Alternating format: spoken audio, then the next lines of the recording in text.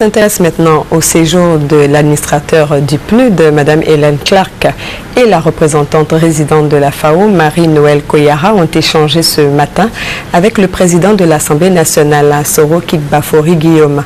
Compte rendu, Thomas Bainchi. Ancien Premier ministre, ancien député, réélu 10 fois, l'administrateur du PNUD est venu recueillir le point de vue du président Soro Guillaume sur le fonctionnement et les projets de modernisation de l'Assemblée nationale, sur les questions de désarmement et de réinsertion dans l'élan général de sécurisation du pays, enfin sur la question du genre.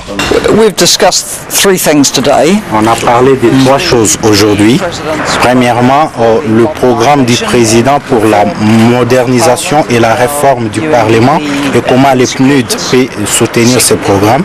Et deuxièmement, nous avons parlé de la réconciliation, du désarmement, de la démobilisation et de la réintégration pour les ex-combattants et de l'appui que le Parlement peut apporter à ce processus, et aussi l'importance de lier le désarmement et la démobilisation à l'emploi pour la population.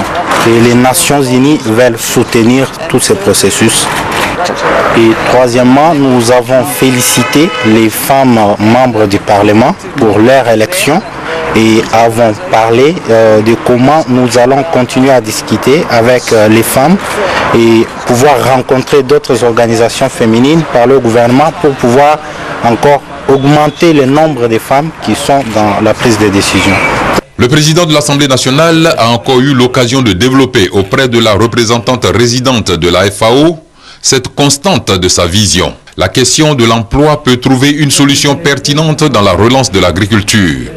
Marie-Noëlle Koyara a donc prêché auprès d'un converti son plaidoyer en faveur du renforcement des politiques en matière d'agriculture. Nous sommes venus au nom de la FAO pour féliciter M. le Président de l'Assemblée nationale pour son élection à la tête de cette importante institution, mais surtout pour faire un plaidoyer pour que ceux qui sont les garants de la loi, ceux qui sont les représentants du peuple, puissent accorder un peu plus d'attention au secteur de l'agriculture qui est la base du développement ici en Côte d'Ivoire.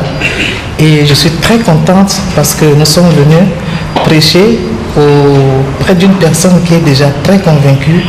Et M. le Président de l'Assemblée nationale a pris en compte nos plaidoyers pour soutenir davantage les initiatives au niveau de l'agriculture et de la sécurité alimentaire, pour soutenir les initiatives auprès des différents ministres qui interviennent dans ce domaine.